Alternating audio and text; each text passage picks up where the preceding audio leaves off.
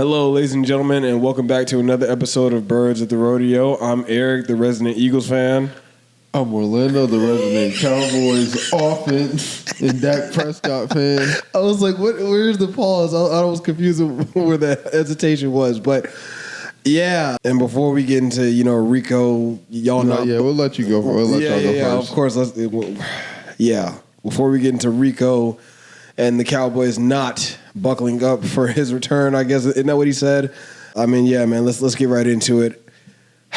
It is literally taking everything in me to not call it right now for this season. I'm just going to call it how I see it, after the ass whooping we got at the hands of the New York Football Giants last Thursday night. Yes. I mean, I don't even know where to begin. I mean, I've said it all season, right? Our cornerback depth after Quinyon Mitchell and Cooper DeJean was non-existent, and it's looking like Quinyon won't even play this Sunday. And Vic Fangio was on record saying today it looks like Adoree Jackson will be covering Justin Jefferson. And oh God, that's crazy.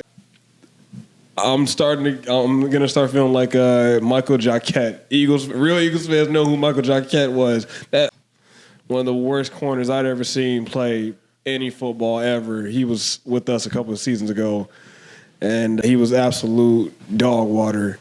Man, where do I even begin? I mean, Jalen Carter didn't play. No, you know what? I'm gonna start here. I'm gonna start right here, right? Keely Ringo, Adoree Jackson, but specifically Keely Ringo. That man got worked, not by a Malik Neighbors, not even by a Darius Slayton, not even by what's his name, Jalen Hyatt? Not even by the Giants' top 3 receivers. He got cooked by a man named LaJordan Humphrey. I thought you were going to say Wandale. And Wandale Robinson, but LaJordan was having his way. That's why, I actually, because of him, I've mentioned it before, Jordan Lewis is one of my favorite Cowboys players. I called him Lil Jordan because of Lil Jordan Humphrey, who was a former UT football player. Yes. That's just a funny little tidbit. But, yeah, I definitely watched the game, and I'm glad you highlighted Kylie Ringo like a little more than Adoree Jackson Keely Ringo, because his was more of like an effort thing from what I saw. At least Adoree Jackson was trying. He just isn't that good. The Keely Ringo, there was one play he gave up the catch, and he just like standing there and lets him keep running for extra yards. Keely Ringo cannot play another down on the defensive side of the ball this season. I can't stand to watch it. I can't stand to watch it. Our defense just came out flat out. They did not show up ready to play. Yeah, no Jalen Carter, cool. Jackson Dart was giving us the work. He was giving us fits all night, and that really shouldn't have been the case.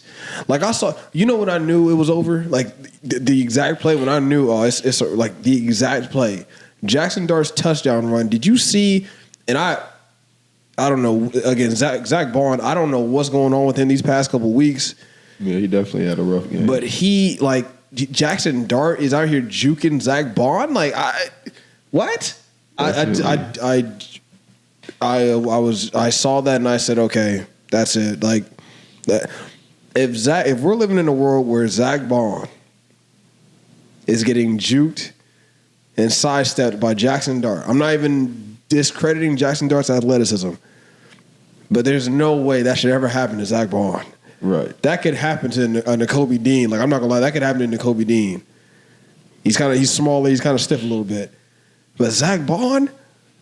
Nah, man. Like, when I saw that, I was like, okay, yeah, this might be a long night. Yeah, dude, our defense just did not come to play. And Vic Fangio, he came out and said today, like, I got to call it better. He said, we got to play better on defense, and I got to call a better game. Both are true. Offensively, man, I mean, it's the same stuff. We talk about this every week at this point. Lane Johnson's even come out saying the predictability of our run game. It's bad, man. It's bad. It's the reason why teams are able to to load the box against us and really just go to work, man. And it's crazy because like after the first like 2 drives, right? That's when we went 3 and out. But then Jalen started to get into a flow, right? He completed like 12 or 14 passes. We're moving the ball, like it's looking good. But like, man, our defense just did not show up. And you know the overall question continues, right? Can the Philadelphia Eagles play a full game of complimentary football? The answer right now is no. We just can't do it. Right. We just can't do it. You know, majority of the season it's been our offense letting us down. Last game against the Giants, it was our defense. Our special teams didn't play good either. Really, I mean, there's not even much to say here. Like, I'm telling you, I'm getting major 2023 vibes right now. Mm-hmm. That's not good. That's not good. We got the Vikings coming up. And I just said it, man. If Adoree Jackson has to line up against Justin Jefferson, it's going to be a field day, man. It's going to be a field day. Howie Roseman, you know, all these trades are starting to happen in the league, man. Go out there and get a Denzel Ward. Go sign Asante Samuel Jr. Go get Stephon Gilmore. Go get somebody. Because for me, like, seriously, this is my suggestion at this point, and I'm so serious. Quinyon can't play. All right, cool. Coop, you're going to CB1. Andrew Makuba. No, not Andrew Makuba. Actually, I'll put Mac McWilliams in the slot. He's our rookie slot corner. I'll put him in the slot. And opposite of Coop, man, I mean, Lee, man, it's going to have to be Adoree at this point, dog. Or you drop Andrew Makuba down into the slot and you put Mac McWilliams on the outside. He's played outside before. Yeah. The only problem is he gives up about like 4 or 5 inches. He's only 5'9". Yeah, no, that's like small. You know what I'm saying? So, golly, man, it's tough. I don't even know. I mean, I'm assuming Jalen Carter's going to play. I don't know yet. Landon Dickerson was out. Zadarius Smith, our best edge player, just retired. Yeah, that. I mean, what the heck, man? Like. You just wanted to play 3 games? Like what? Yeah, I don't know what that was. You just wanted to play 3 games? That's it. Yeah. So our best edge player gone. Nolan Smith still out on IR, gone. Nakobe Dean is back. Here's what's gonna have to happen for me, in my opinion. We got to drop Jahad Campbell down on the edge, man. We got to have somebody down there that can make plays, and put Nakobe Dean back opposite of Zach Bond and just see what happens. Because at this point, you got nothing to lose. You know what I'm saying? You literally have nothing to lose. Right. You know, obviously all the A.J. Brown trade rumors are starting to, you know, really, really buzz up and everything. And, I mean, I saw some talk of the Steelers. Look, man.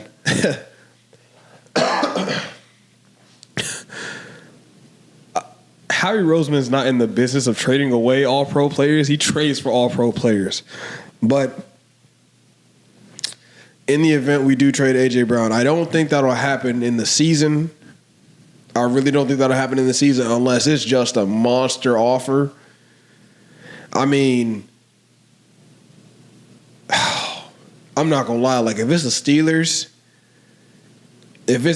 I got to get back a Joey Porter Jr. and Alex Highsmith or something.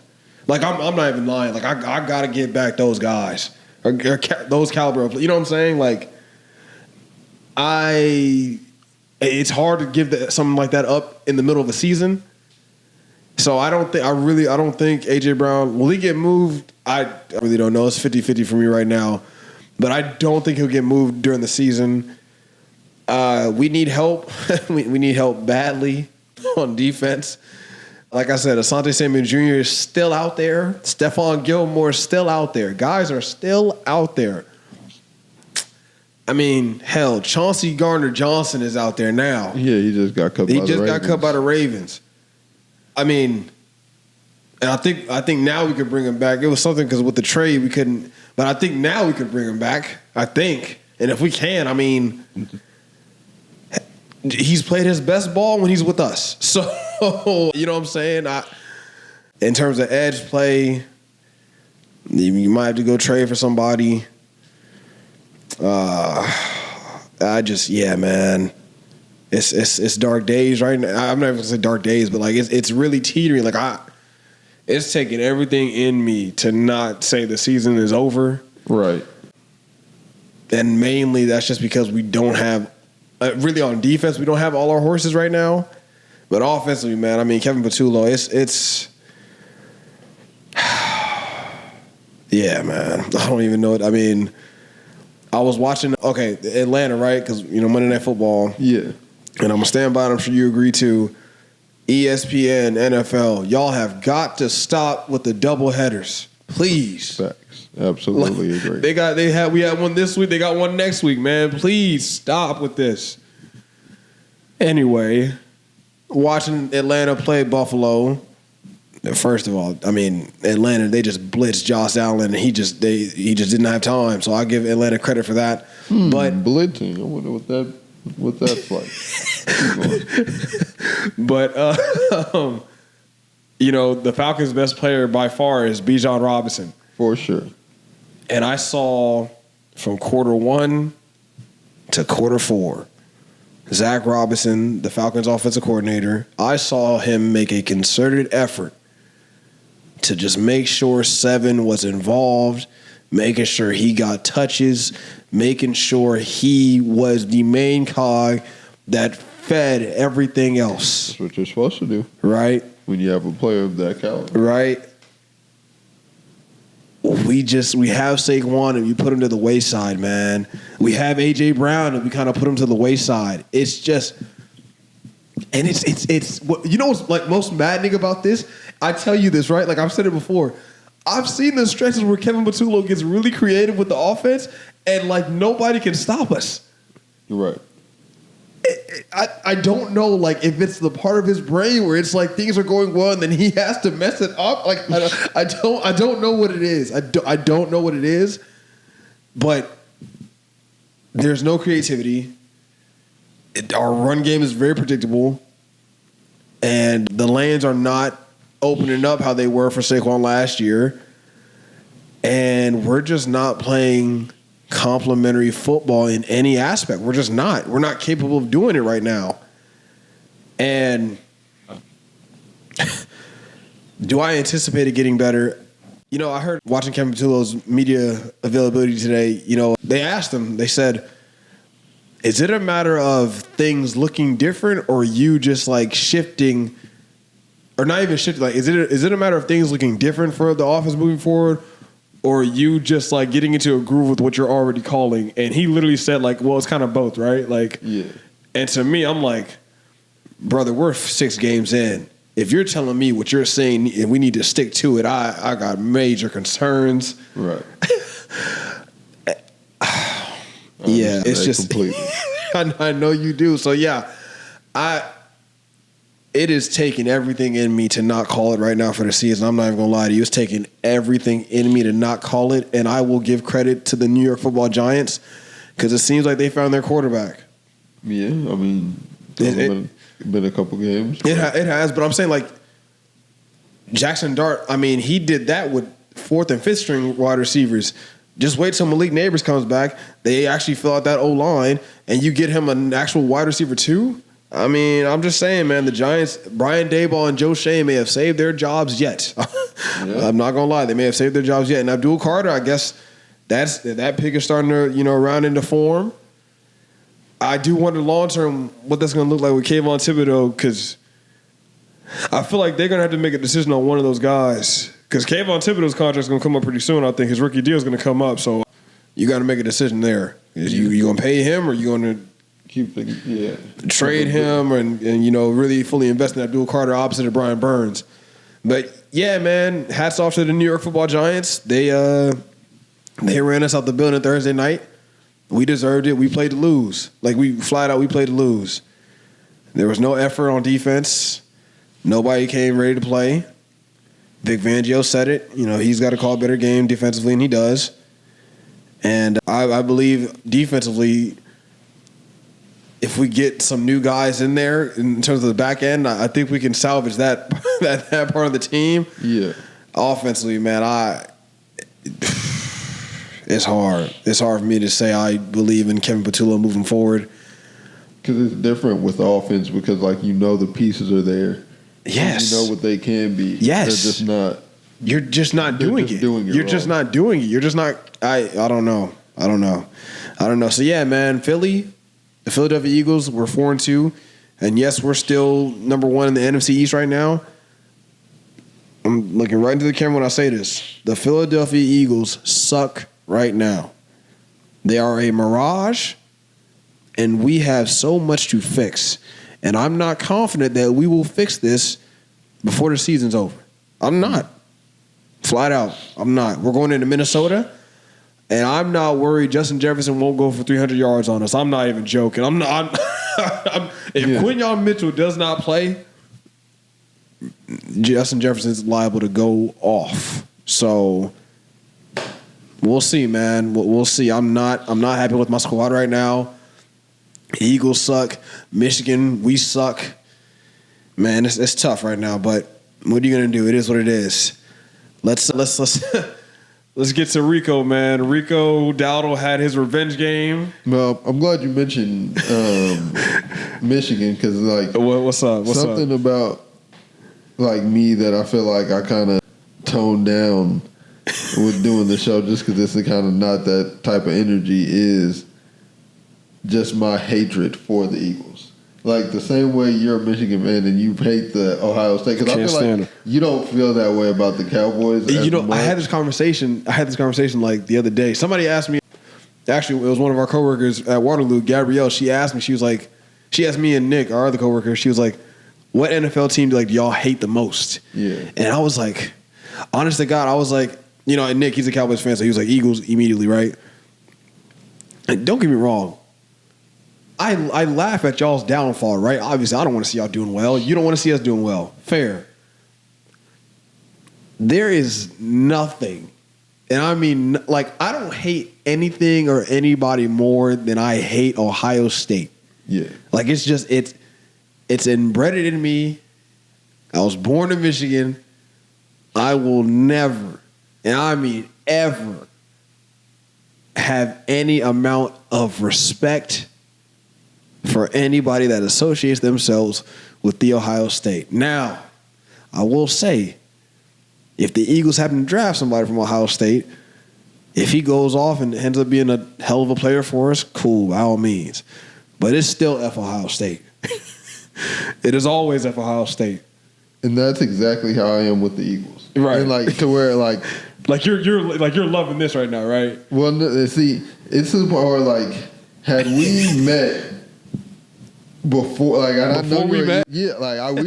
we were friends and knew each other before we really knew. Before I knew you were an Eagles fan, right? So it's You don't think you could have done this? I don't know. I cannot. Like you said, every feeling you have about Ohio State is about Philadelphia. Yeah, I can't stand Dallas, but I can it's crazy. I mean, it may sound crazy to y'all, maybe not, but I can respect Dallas. Right, I can't respect Ohio State. I cannot. For me, because when it comes to the Eagles, it's what people say about Cowboys fans. It's the Eagles fans that end up getting into arguments with that make me not be able to.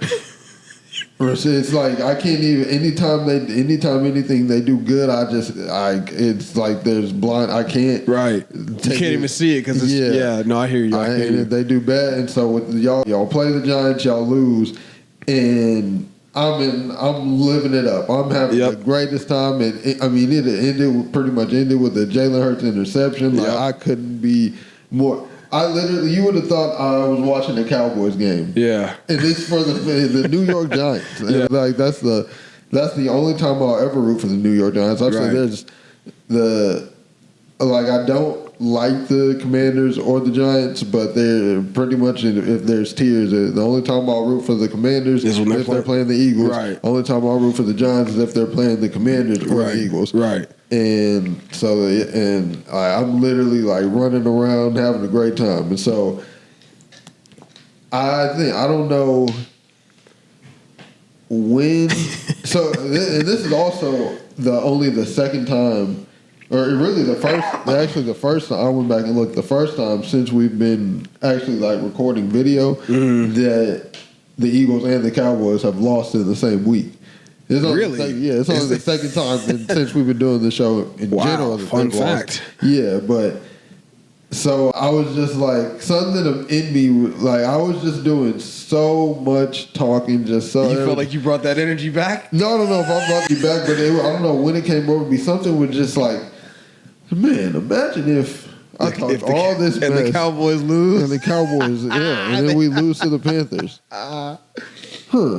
So then the game starts, and we're watching, and I tweeted from the first drive. It was like a 7-yard Rico game, like a 12-yard Rico game. 9 yards, like, this game's over. There's no, and I'm at the point to where, because this isn't like this, it's happened. It just happened to this defense, but this is an ongoing problem that the Cowboys have had so many chances they've been in so many situations to get punked and have every opportunity to not get punked. Yeah. But they do. The amount of times I've sat there and in my head I'm thinking, well, I'll give you the 49ers, for example. Yeah. The most recent playoff game. I'm thinking, it was the most recent regular season, because I think we played them like the regular season game, we lost to them like 42-10. Yeah. Before the game, I'm like, man, we've lost to this team twice in the playoffs. Right. It was 2023. It was Dak's the MVP season I think he deserved. So even at his worst, the second in MVP, he's an MVP caliber season. Yeah. CD's playing amazing. We're getting a lot of turnovers. I'm like, no, man, no way. This team loses again. They're gonna step up. They're gonna back you. They're gonna just not go out. There's no way they go out like that. Yeah. And it's the most embarrassing loss of the three. Former Cowboy Rico Dowdle, journeyman. He's not. And I'll say this now. He's not that good. I don't care. It could be coach. It could be me. You can call me. He's not that good. Not 239. Not 239 scrimmage yards. Yeah. That's absurd. But credit to him, because like you said, he's told them straight up, they better buckle up. And they did not. And I mean, just run amok on them. I've never seen anything like that. Yeah. We are literally trending to unforeseen territories. Yeah. They are literally on pace to be like one of the worst defenses of all time. Never seen anything like it. And to couple that with having arguably the best offense in the entire NFL, Dak Prescott playing, and I just also want to say to everyone acting like, because I want to give a lot of credit to people who aren't Cowboys fans, a lot of the media, a lot of people are recognizing that Dak is playing very well. I mean, he's not, top 4 MVP candidate right now. He's not the reason for these losses, but a lot of people are acting like we've never seen Dak play like this. Yeah. And that's just even more absurd to me than the defense being that bad, because to act like this is the first time he's one of the number one top offense. He's on pace for like 38, 39 touchdowns. Done that before. Right. 45 have done that before. Right. Only like 9, 10 of the interceptions done that before. This is the things he's done.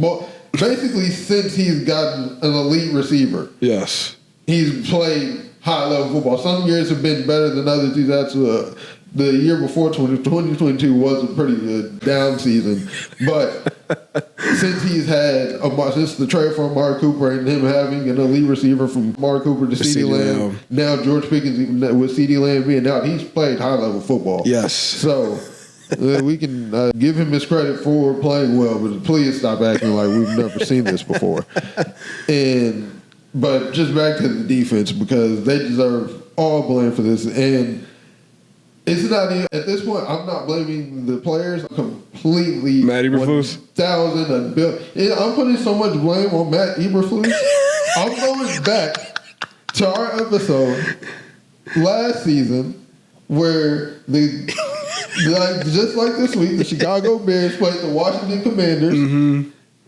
And Tyreek Stevenson is celebrating in this. Yes. And I was giving Matt Eberflus. You were like, no, Matt Eberflus fits in it. You're fine. I was like, no. No, that was Matt Eberflus' fault. Come on. This is crazy. And you want to know why I'm giving so much? Because he's weaponizing his stubbornness right now. It's insane. You want to know what happened? What happened? Because I didn't get to watch the game like that. So, before the New York Jets game, Trayvon Diggs went to the coaching staff, begged, got on to travel with Garrett Wilson? No, not to travel, to play man as a team. Yes. To get out of this zone to where they're playing 90-something% zone. And did Trayvon come out and say this? The media came out and said it? Yeah, I don't know. I actually remember how they got a hold of it. The official report, but it was confirmed. It was confirmed by the Trayvon wants to play man. He wants to come to man. I think he was even Schottenheimer who said it. And then in the Jets game, now granted, I will say, because I even saw while I watched the Jets and Broncos game, the Jets are not a good team. Oh man, they're 0-6. I feel so bad for Eric Glenn. But before, I think this Broncos game was one of their worst games, just from an offensive perspective. I didn't like. You got a chance to watch that game? Yeah, I watched it completely. I was watching it while I was at work, so I was listening and was able to watch it kind of like at the same time. But yeah. It was just, they were just terrified to throw it. And I understand Patrick Surtain is a really good quarterback. Oh, shit. You got Pat Surtain, Jahdae Barron, and Riley Moss. I actually have a take about that, but I'll save it for when we play the Broncos. Okay. That's coming up in a couple weeks. I'm actually going to that game. I didn't tell you that. He did not tell me this. Okay, we'll talk about that later. So I actually get to see the team in person. But what I saw from the Jets, it just seemed like they were terrified their play. But their games before that, they weren't. They were a lot closer games than that. They played the Steelers tough. They could have won a couple of those games. Yes. And so our defense, they played a lot more man, got a lot more pressure. They got 5 sacks, and they get doubled their sack total. They went from 5 sacks all season to 10 sacks, so they had 5 a game.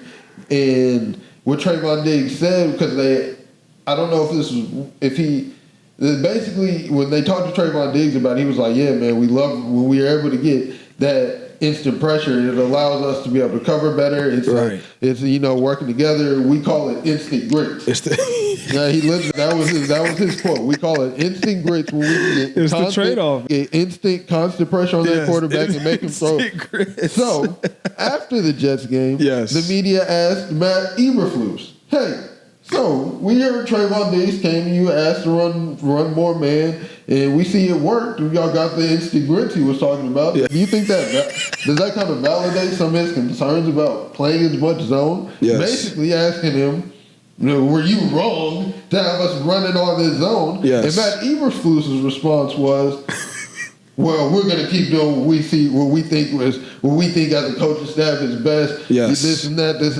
and I don't like grits anyway. Did he say that? I don't like grits anyway. When the grits in question are constant pressure on the quarterback. What are we why would you say that? Why are you that stubborn to play your way in your offense that you are directly saying that you would prefer to do it that way than do it the way we were successful? That is great. I have never been more out on a coach in my entire life. Not Mike McCarthy, not Jason Garrett, not Wade Phillips, not. Never. This is he said, not I don't Mike like Zimmer, grits anyway. Not Dan Quinn. This is ridiculous. I've never seen I don't like grits anyway. This stubborn to run a scheme that has been proven to not work. They are getting torched. Yeah. Every single game we've played. Yeah. Except the Jets when they did what you didn't want to do. Right. We are letting players have record-setting games week after week after.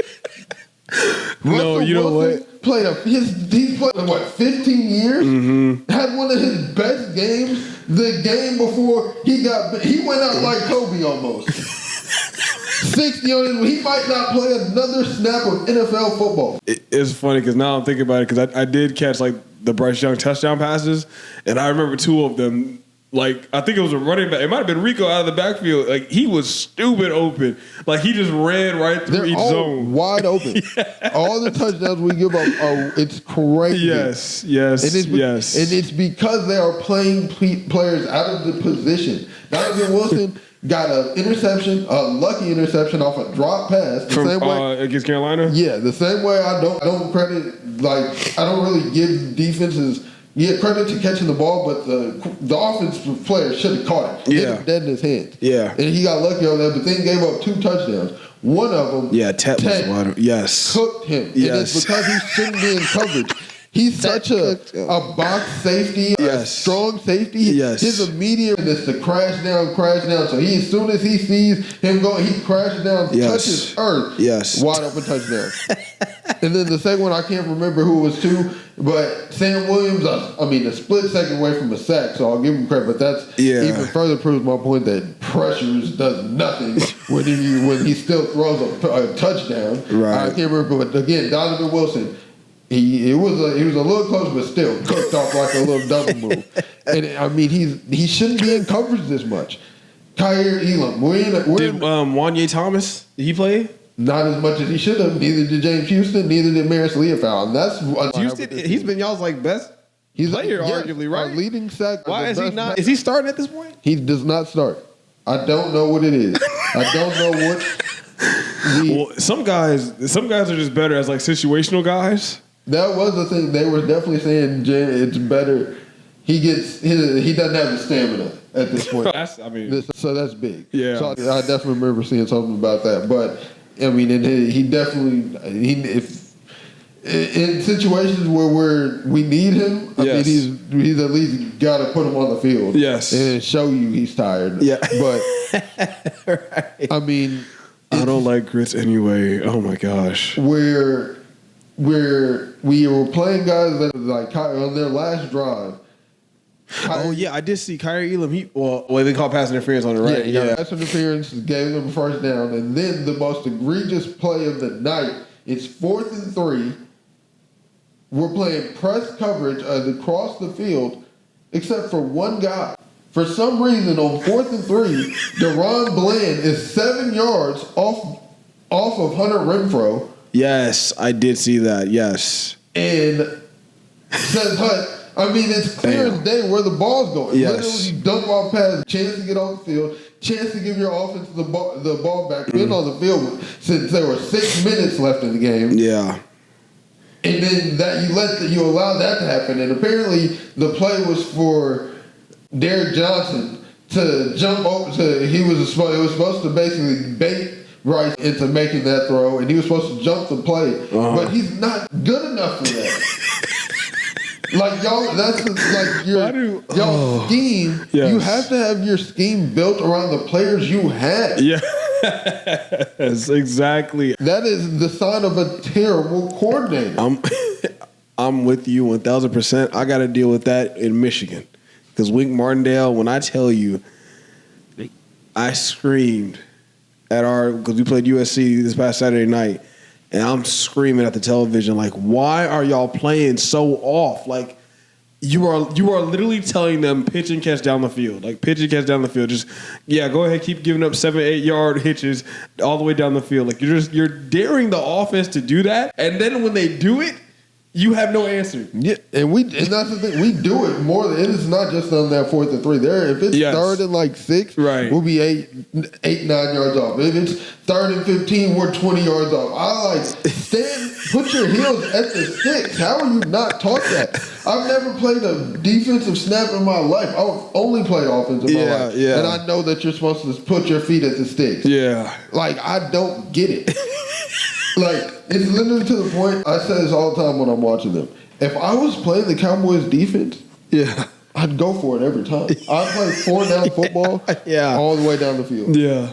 Because they've never shown any ability to stop anywhere. As long as we don't, because the only stop they got, like I said, they got a lucky pick off a drop pass, and then they forced up one punt it was in the 4th quarter, but it was off of multiple self-inflicted wounds that the Panthers had with multiple penalties that put them at like 3rd and 18, and they still cut it to like 4th and 6. Yeah. I'm going for that.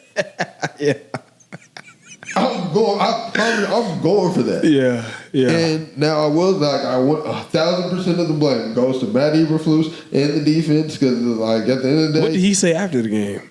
I don't know if I didn't look. I was so sick. Jerry didn't speak after the game. Oh, he didn't? Jerry didn't speak? No. Wow. He's spoken since, but Yeah. he didn't say directly after the game. No, he did not. If Jerry Jones doesn't have anything to say immediately after the game, that's when you know. I mean, because we're literally, we just need, it's like 3 or 4 stops a game, and we most likely win a lot of these games. Yeah. 2 stops, that's not enough throughout a football game to win the game. Mm-mm. And it's not like it'd be different if the Panthers defense giving up multiple touchdowns and stuff to our offense, not to brag, but we have one of the best offenses in the league. Right. It makes sense. And credit to them, they completely shut down our run game. Did they?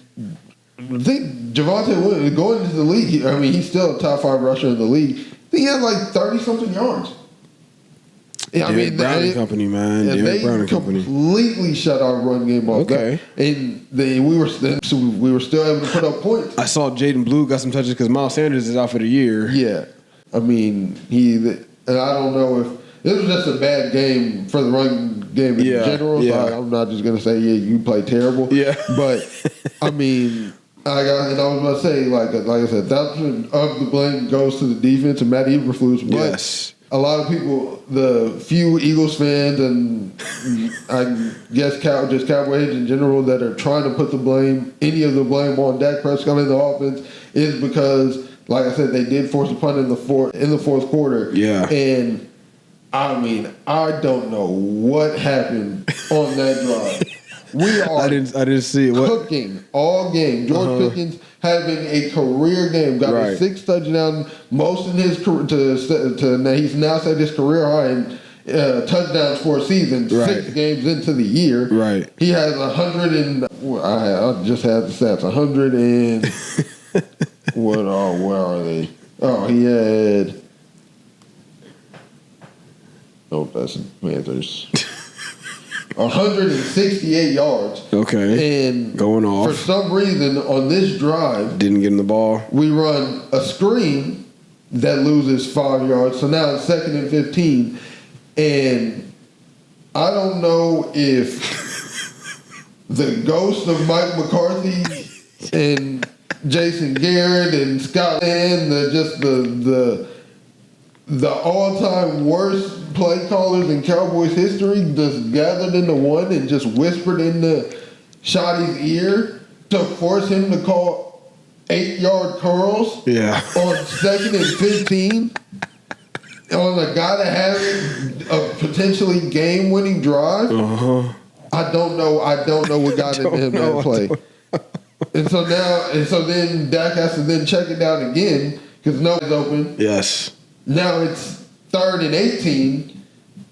Nobody. Obviously, they're a smart defense at least. Yes. They're going to have their heels on the sticks. Got to throw it under and then at that point it's 4th and long. Yes. And then there's 6 minutes, so you don't go for that. It's not a go for a moment. You think. You get the ball back. You at least get a chance to get in a tie game. Never got a Whether they chance. score a touchdown or they kick a field goal, you at least get a chance to get the ball back. Never got a chance. No. And so if you want to blame Dak Prescott in the offense and even Brian Schottenheimer for calling that drive, right, that's ridiculous. Yeah. Because that's one drive out of the entire game. If they have to be perfect to win the game, it's not going to happen.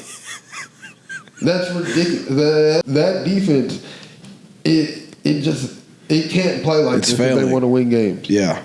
Yeah. So, with all that being said, who do y'all have coming up this weekend? We have the Washington Commanders.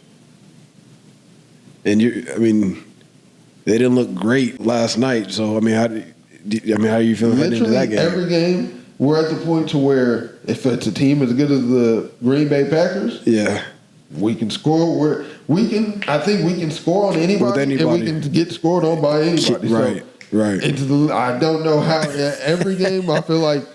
It's a toss-up. Unless the our offense is just having an off day, it's good. If that's the case, it's going to be a blowout. Yeah. If they're on their P's and Q's like they have been all season, it'll be a shootout, grudge match, and it'll probably come down to who gets the ball last. Yeah. Dang. I mean, and it's at this point, it's not even like I'm like trending towards the way you're like this close to just calling it for the season, because it's like, I mean, if we lose to the Commanders, they didn't look good last night. They didn't, no, for sure. They did not look good last night. Just for record purposes and just time stuff, I think if we lose to the Commanders, the season will be over. But yeah, like I said, we have just as good a chance of winning the game. No Terry McLaurin, no Noah Brown. Right. I mean, and we're only half a game behind them. So if we beat them, we'll be second place. Yeah. And depending on how y'all's game go, we'll be right there to like the division. The division's up for grabs. Right. Hands down, the division's up for grabs. That pretty much, transitions us into our next topic, because the entire it's wide open. The league is wide open right now. Very There's not wide a single open. Team that just looks dominant. Like we just said, the Bills just lost to the Falcons. Yes, they did. The Chiefs have had their struggles. They just beat Detroit. So, right. I mean, so we'll see. But the Buccaneers look pretty good. But they lost to you guys. They're not undefeated. They could have easily beat us though. There's not a single undefeated team in the NFL.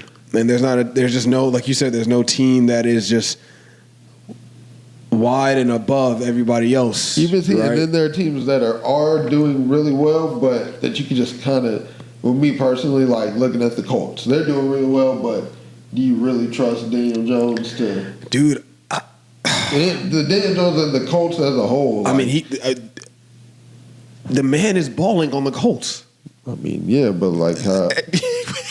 I'm trusting what my eyes are showing me right now. I can't deviate from what I'm seeing right now in terms of the Colts being a legitimate AFC title contender right now. Yeah, I mean, I can't. It's crazy to say because we thought Daniel Jones. I'm on record saying the Colts giving him a $14 million contract is insane. Right. But I mean, man. I guess we really had to say, like, if Anthony Richardson really got beat out by Daniel Jones, I mean, that said something. Yeah, I mean, that really said something. Right. And I mean, he's showing us here. Right. And I mean, you go back to his time with the Giants. I mean, Malik Neighbors even said it. Like, he was on record saying, like, it's not the quarterback. He was on record saying that. It's not the quarterback. And, I mean, when you're the number one receiver saying that, man, when a top 15 receiver right now in the league is saying that, I mean, he's probably speaking some truth. Right? So, true. I mean, yeah, man. I'm just kind of taking it 1 week at a time with the Colts and seeing where this roller coaster ends, man. Seeing where that wild ride ends. But I mean, it's very wide open throughout both conferences right now, and it's going to be very interesting to see, how it plays out down the stretch. You got the Rams. I mean, we beat them, but they're looking really, really good. They just beat up on Baltimore. Their season is. I mean, they're talking about Lamar might come back next week, but. I don't understand why they got Cooper Rush to be their backup. He doesn't fit their offense. You shouldn't want to have a backup who you'd have to change your offense around. Well, but Monty Jones, he kind of has a thing where he's like, if a team has a black quarterback, right, like you don't get another black quarterback because then, like, if the first black quarterback sucks, you're gonna be calling for the next one. And so, like, does that make sense? Like, no, we mean like, okay, Lamar. Like, how do I break this down? Like, okay, us, right? When we had Donovan McNabb, right? But then we signed Michael Vick. Donovan McNabb started playing bad. People were calling for Vick immediately, even though Donovan McNabb was like the established. You know what I'm saying? Oh, just because like they call for the backup like immediately. Yes, the black quarterback. Yes. He has a running theory about that. Because Baltimore, they had a lot of black backups for him. And right? It worked. It worked as much. They signed Tyler Huntley back. I don't know. Him and Cooper Rush actually played in the last game. Yeah. So. Well, here's the thing. The reality situation is, and I mean, we've learned it on both sides, right? Like you saw when y'all had Cooper Rush, he kind of held the ship steady for y'all for the most part. Not like by himself, but you know what I'm saying? Here's my thing. That is the most overrated backup run in the history of the NFL. Okay. If the Baltimore Ravens saw that and thought, oh well, maybe if Lamar goes down, he'll be able to do that for us. Right. Well, one of the only teams right now in the NFL who has a defense nearly as bad as us is the Baltimore Ravens. Yes. And if you think Cooper Rush is going to do that with that, yes. you're sadly mistaken. Yeah. Because the reason Cooper Rush played that well, he played was your defense, right? played Yes. better in that stretch than they have in their entire careers. Right. No, and I know, and I mean, I was gonna, because I know you've said that many times before on the show, but yeah. I mean, as the backup quarterback for y'all, like he did have a decent record as a starter. And, obviously with us winning the Super Bowl back in 2018 with Nick Foles. Yes. Right, going on that run. Like, I have learned and understood that the importance of the backup quarterback. It is literally one of the most important positions in football. Like, it really is. And, I mean, the Ravens, they're learning it now. You got to find somebody that can not even be Lamar, just is he mobile and can he run the offense? Right. Can he run the offense and is he mobile? I'm not asking you to be Lamar Jackson because you can't be Lamar Jackson. Exactly. Right? Who else is having the Cardinals? They got Jacoby Brissett being Kyler Murray's backup. I mean, I guess that makes sense. Yeah. Maybe, right? I don't know. So, yeah. But just in terms of, the overall parity in the league right now, it's refreshing for me to see. I enjoy parity in the league.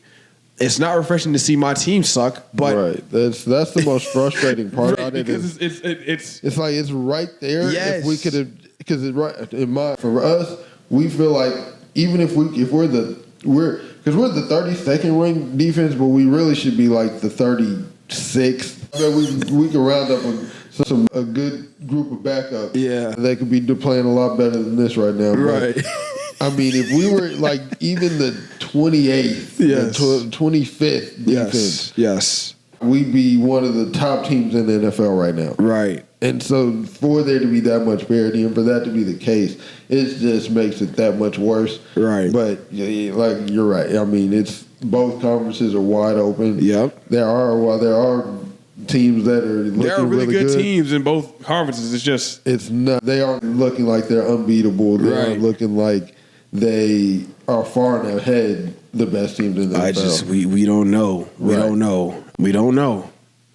But, in terms of, we're talking about parity in the league and everything. We're talking about the upper echelon of teams. I kind of want to talk about the lower echelon teams a little bit. I want to touch on the Tennessee Titans situation right now. They just fired Brian Callahan, second-year head coach after 18 games. And my first thought immediately was, I'm not going to lie, man, I'm feeling for Cam Ward just because the best thing in my mind, right, the best thing you can give a young quarterback is stability. Mm-hmm. And, I mean, the Titans, ever since the A.J. Brown trade, they have been everything but stable. Right. They traded A.J. Brown. They fired John Robinson. Then they fired Mike Vrabel, let Derrick Henry walk. Then they hired another general manager, Rand Carthen, I believe his name is. Mm-hmm. And then they fired him, hired somebody else, hired Brian Callahan, right? Had the whole Malik Willis and Will Levis situation in the midst of all that, right? Who, to this day, I still believe they punted on the Malik Willis experiment too early. I really believe that. And for Will Levis, out of all the guys, for Will Levis, whatever, right? Right. You go through all that, and then you get to Cam Ward, and then you fire Brian Callahan 7 games into the season. In the second season, so you're not even giving him a chance. You're not even giving him a chance. I mean, and he just got Cam Ward.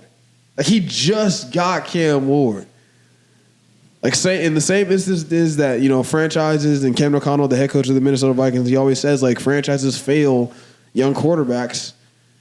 Franchises fail young head coaches too, man. If you don't give a guy an honest shot, that's what I was saying with the Giants. Like, I think with Brian Daboll, like I legit think the Giants are saying like, all right, we understand that we gave you Daniel Jones, and for whatever reason it didn't work out with him in New York, right?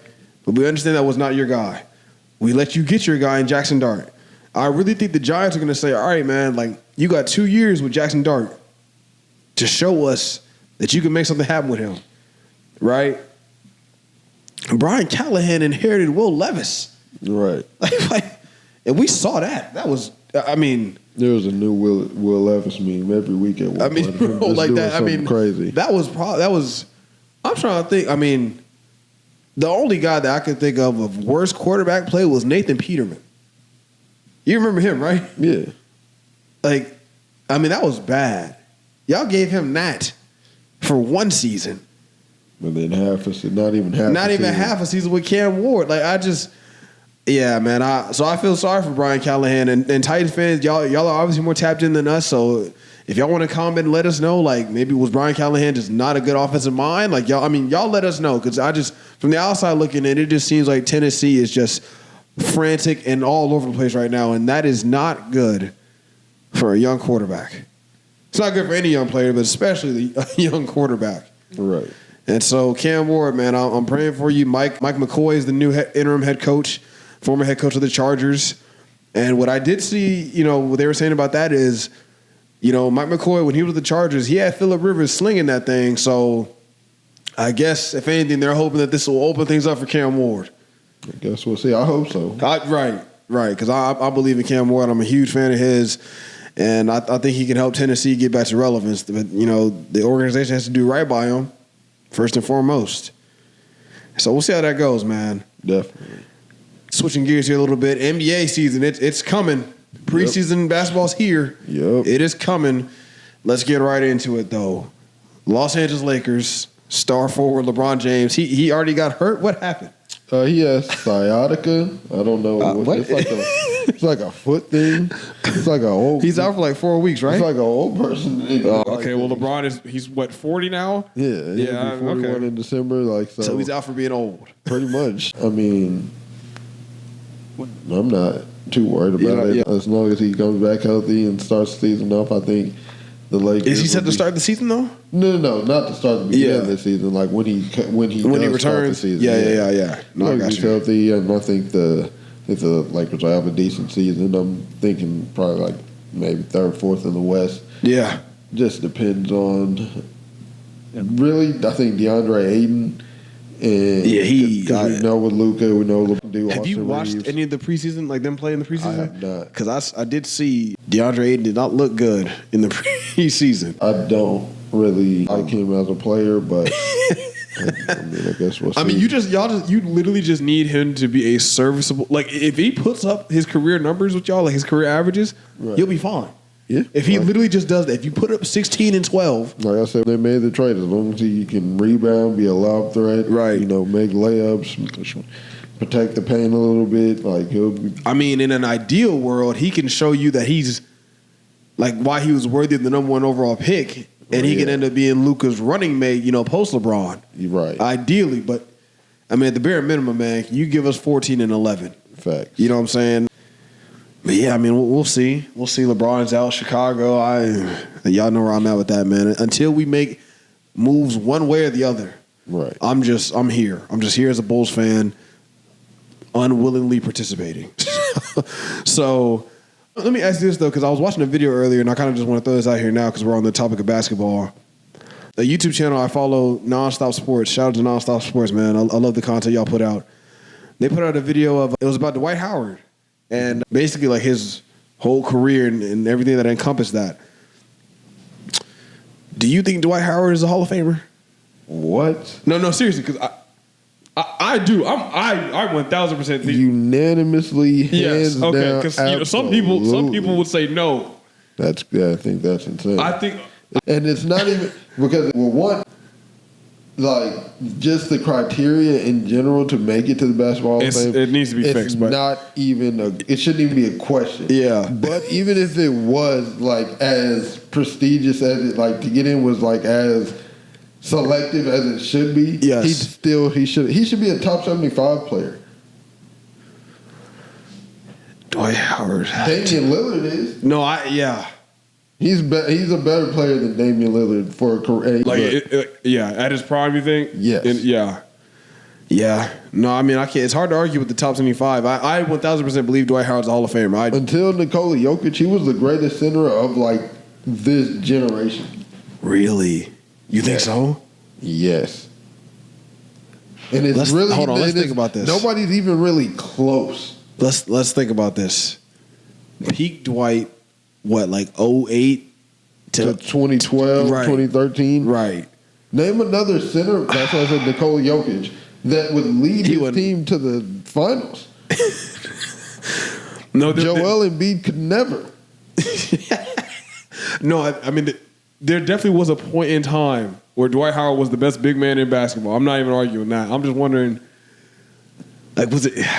I mean, defensively the same. Because he was. I mean, 3-time defensive player of the year, he right? was just as good defensively as he was offensively, right? And like other big men, you had some guys that were. No, you might be right. You might be right.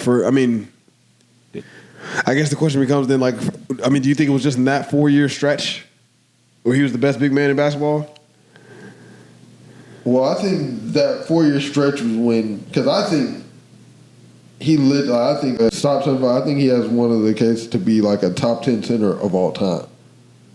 And I think it's because of that 4-year stretch. But even outside that 4-year stretch, he was still the best center in that current NBA. Okay, so you're saying, wait, hold on. So you're saying like before he reached like peak Dwight? From like when he got drafted up until he left Orlando, how many years would you say he was the best center in the game, best big man in the game? Let's see. I'd definitely give it, 2008 to like 2012 for sure. He got drafted in 04, 05. Right.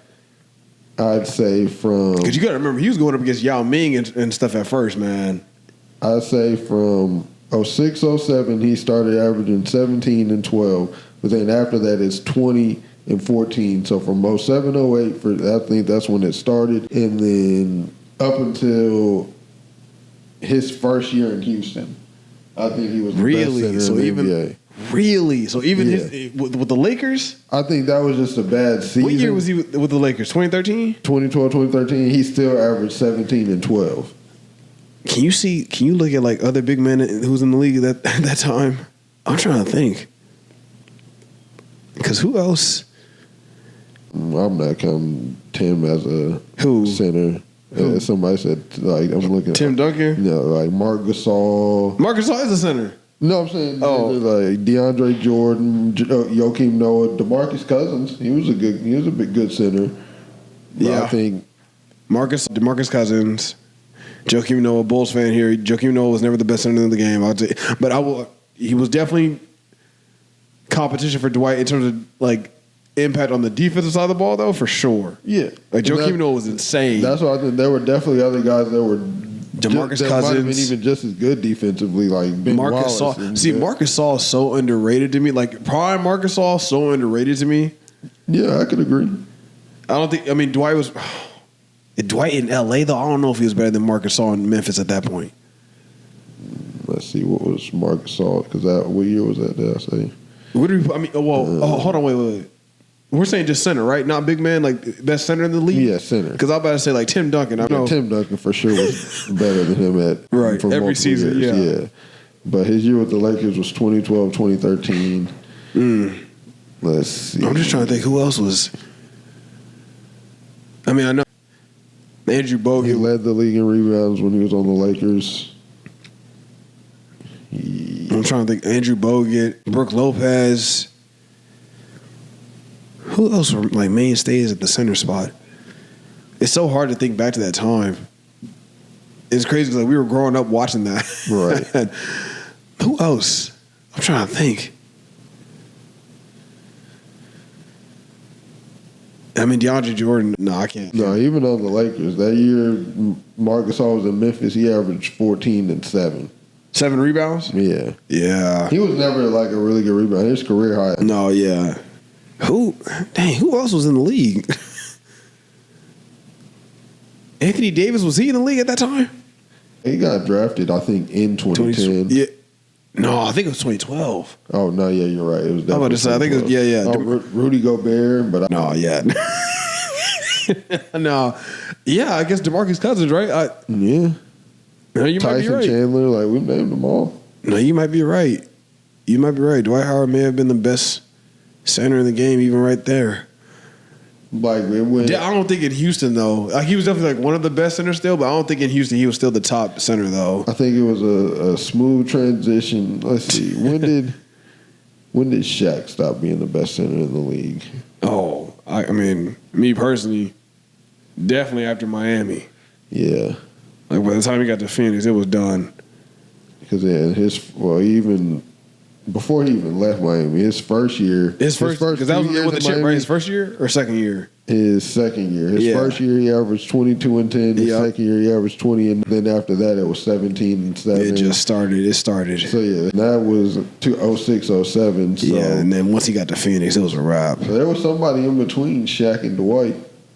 Or maybe that might have been like whose name? Are you trying to figure out who it was? Yeah, I'm trying to think. Because I don't really think a guy because somebody like Ben Wallace, I don't think you can really be the best center. But Ben Wallace was definitely like for a stretch the best interior defender in the league for sure. I mean, I'm almost thinking of Dirk, but Dirk, I mean, he wasn't a center. No, I know, but I'm just trying to think of big men back then. Who else? Was it really from Shaq to Dwight? No, because like I said, it was. Because wait. Oh, hold on, wait. Shaq. Well, where did Amari play with Phoenix? Amari was nice. Yeah, but he was still. I feel like he was a power forward. I do too. Shaq stopped 05-06 basically when they won the championship. Yes. And the White got drafted 04, right? Yeah. But he didn't really take off until. And then I'd say Dwight became the best around 07, 08. So yeah, it was pretty much Dwight. Maybe it was. But yeah, no, I mean, overall, me and you are on the same page. Dwight Howard's a Hall of Famer for sure for me. It's interesting to see people talk about him because, and I mean, a lot of it self-inflicted. Just a lot of his wounds, I guess, in his career that he's, taken over the years. But he won the ring. Yeah, no, he did. He did. I'm kind of like all the other stuff, but he won Defensive Player of the Year 3 times in a row. All Stars, All NBAs, all defensive teams. Yes. He did it all. I mean, he was all NBA player even with the Lakers. Yeah, everything but like an MVP. But right. Center, they'd be insane. Center's not gonna really get that. Those of you that don't know about Dwight Howard, man, go look at the tape. Go look at the tape because yes, that man did not have a smooth post game. He could not move like Hakeem. Couldn't even move like Shaq like that. But that brother was getting up and over dudes on a routine basis. The boy was his arms were just ridiculous. And he was like, it was literally like if you're trying to score on Dwight Howard, like prime Dwight Howard in the paint, it's almost as if like there's 10 arms out there, like just alone. His arms were so long. He's just all over the place, muscular, all so crazy, over the place, all over the place. It was actually crazy how like skinny he was when he came into the league. Dude, when he grew up playing point guard. Yeah.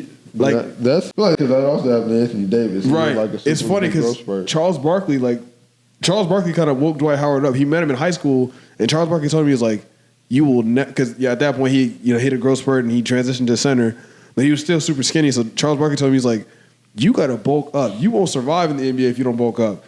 Yeah, and after that, literally the day after, Dwight Howard told his dad, like, "Take me to the gym, man. I got to figure this out." He is, but even by the time he was in the NBA, he still wasn't. He was definitely on the smaller side, but I mean, he was just from what he started to where his like arms got to like as his prime Superman status. Ridiculous, right? He won dunk contest. Got to put in that work. Did everything. Giannis did the same thing, but Giannis was also super. Yeah, he put in that work. Got in the lab, man. But shout out to Dwight Howard. I just wanted to talk about him a little bit because I watched the video on him earlier. Yeah, Hall of Fame career to me for sure. Before we get on out of here, and hey, man, we still got to come up with a name for this segment. But obviously, it's time for the non-sports talk of the night. And this week's topic is brought to you by Milano kind of came in with this, but then I kind of thought about I had seen a debate on Instagram recently. Now, I've never seen the show Invincible, but there's apparently a debate in terms of Omni Man, and apparently he would wash Superman. And well, I don't know that to be true because I've never watched the show Invincible. I don't know. But that kind of led to Orlando wanting to, I guess, speak about which hero he can't stand. So, well, do you have one like you? I gotta think about this. I'm gonna let you go because I gotta really think about this. So, Lando, which superhero can you not stand? First, I think the whole Omni Man Superman thing. Because you watched Invincible. I've watched the first season, and as far as I know, Omni Man wasn't shown to have like any weakness. And not one, not at all, none at all. And he was just like super, and he's a lot more ruthless and lethal than Superman is. So he'd be a lot more willing. He wouldn't care about hurting him or his intentions. Basically, he'll kill Superman. He'd have, no sweat about it. He'd have a lot more nefarious intentions than Superman would in the fight. But I need to watch that show. Superhero that I think is by far the worst superhero. I think he's overrated. Who is this?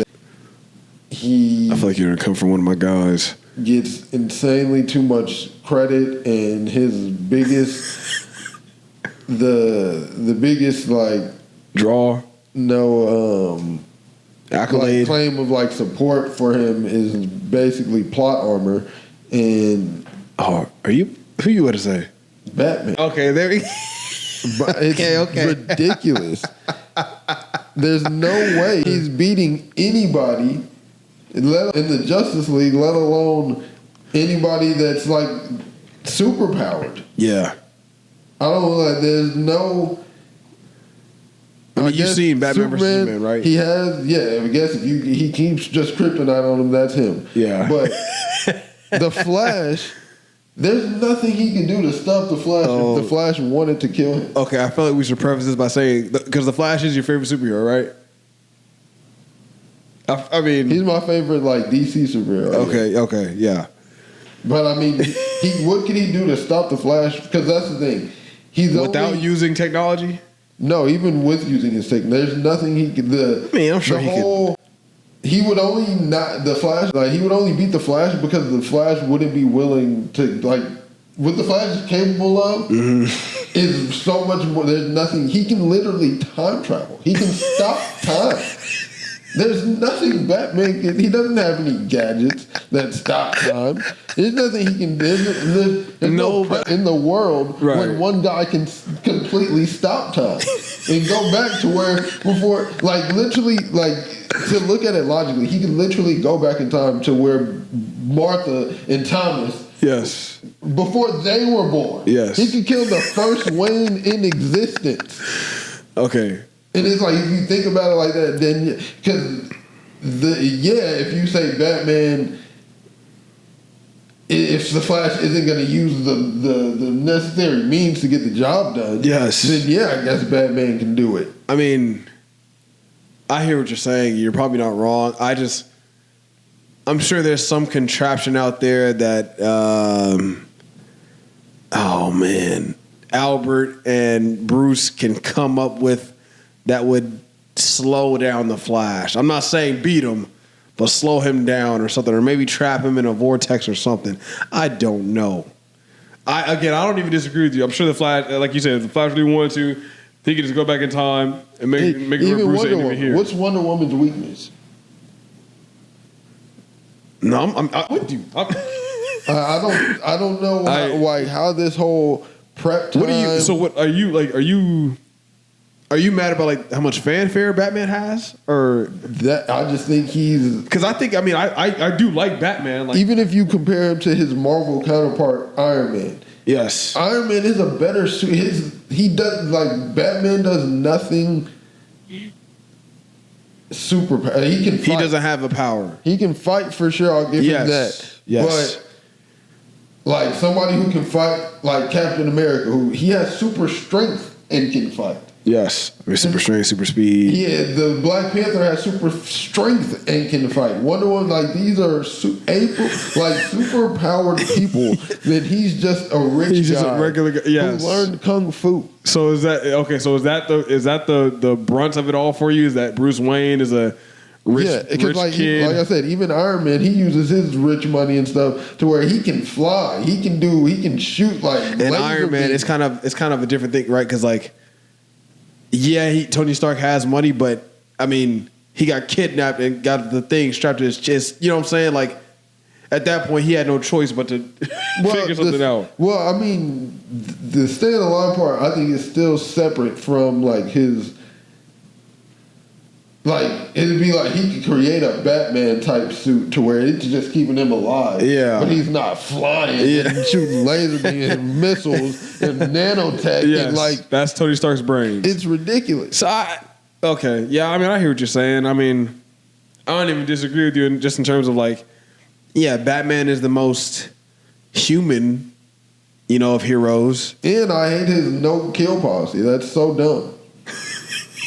The Joker would be an afterthought. Yeah. If I was Batman. I would have took care of that a long time ago. Fair. Like, what is the point of just locking people up in Arkham Asylum? They're just gonna break out. Superman doesn't kill people. But they did a good job of his villains not being just like regular guys. Like they're brainy. I mean, Lex Luthor was a regular guy. He just has money. That's true. I mean, he should have been Zod is Superman's like uncle. He definitely should have killed Lex Luthor. Yeah. Okay. So Lando can't stand Batman. I mean, again, I'm with you just in terms of he is definitely the most human hero.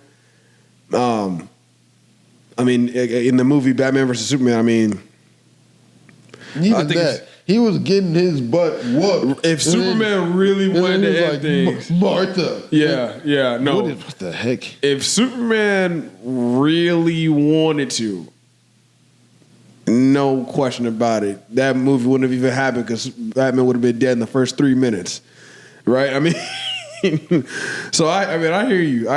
I'm trying to think. Is there any hero like I can't stand? I don't think there's any hero I can't stand. There are heroes that I question, like, I mean, and I haven't even seen the movies or any of the comics about this guy, like Shazam. I don't know what that's about. Are you aware of Shazam? No, I saw some of the I don't even know, like, what movie. Yeah. It's like an ancient god. I mean, and because I saw the beginning, I remember it was like an ancient god who held the power of Shazam, and he was like a protector and a guy. And he was trying to find. He was aging. He was trying to find a successor, like with the mantle of Shazam. Mm-hmm. And so he kept testing people. He would bring them to like the planet or whatever, mm-hmm. and he would basically be like, "Oh, I give you the power of Shazam," but then the bad guys or whoever, they would be there basically to tempt the person. It was like a test. Yeah. Either you like reject the bad people, or if you would go with them, he'd just send you back. I think Shazam. Is that the one with The Rock? That's Black Lightning. He ended up right. Okay, so Shazam is the guy with the lightning bolt in his chest, right?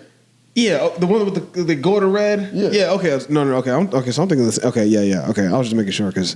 Yeah, he brings one guy in. He sees the power, and then he like never forgets it. Yeah. He remembers it for the rest of his life, and like his whole mission is to get back there. Then the Billy Batson, the kid, he's finally the first one to pass the test, so he becomes Shazam. The whole thing. But okay. Fair. I mean, regular little sort of that. Yeah. Could have been done better. The movie, I don't think it. I haven't seen the movie yet, and I know it gets a lot of like kind of bad reviews, but I feel like based off. Most DC movies do nowadays, but right. Yeah. What else? Who was? Oh, you know what? I ain't gonna lie. I thought the first movie was pretty good, but the second one, I think the third one too. Ant-Man. Oh my God, that is crazy. Those are my favorite standalone Marvel movies by far. Really? Those are the best ones. Especially the first one. No, the first one was good. 2 was great. Hold on, but do you like the movie or like more than you like the superhero himself, or like is it both for you? The movies is what made me like the character than the superhero. Okay. I didn't even really know much about Ant-Man. I didn't either. And I love those movies. I think one of the most underrated like characters in the entire MCU that Scott Lang. No, Miguel and T.I. T.I. in the MCU is so funny to me. I'm sitting here thinking he's about to tell me why Ant-Man's underrated. Thanos could have had an interaction with T.I. Okay. But that's beside the point. The movies themselves are great. I've watched them all. I love those movies. I may need to rewatch them. I thought Ant-Man and then the Captain Americas and then Iron Man's are like if you had to throw away any like Marvel standalone movies. Oh, this is an easy one for you? Easy peasy, lemon squeezy. Who we got? Who's getting the Thor. And then actually it's a tie between Thor and the Guardians of the Galaxy. I was about to say Guardians of the Galaxy. Like really? Yeah. Thor?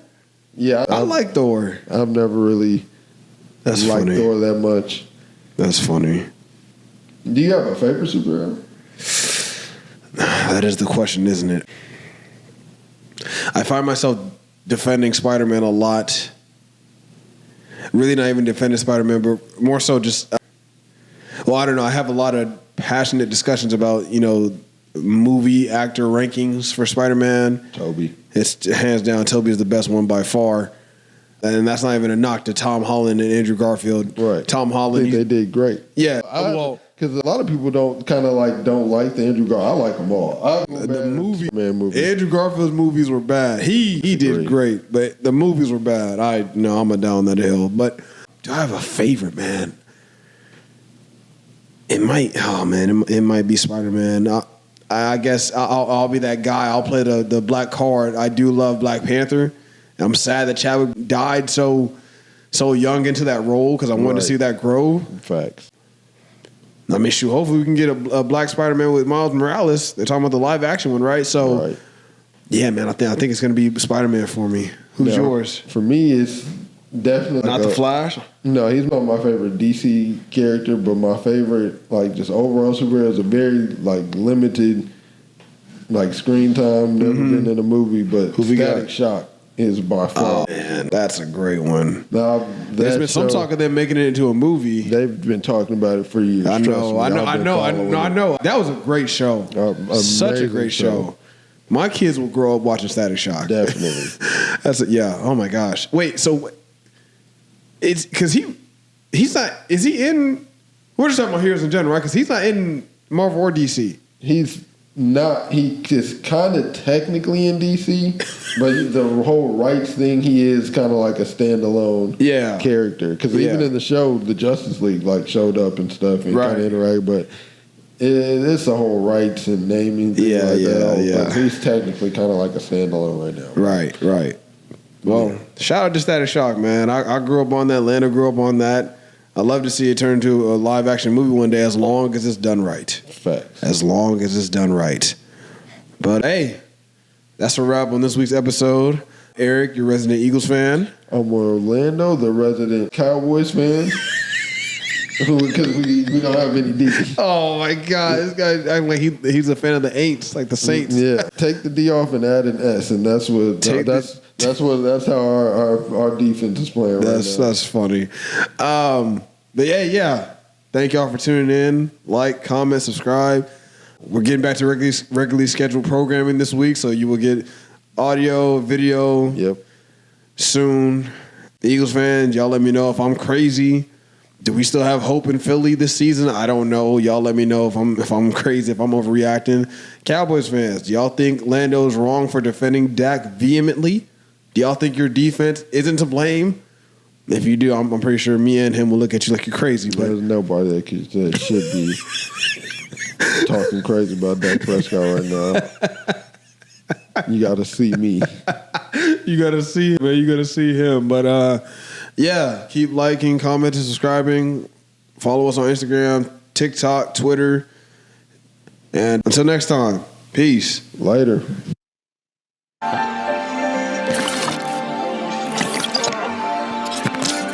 Jamal with a stroke of genius.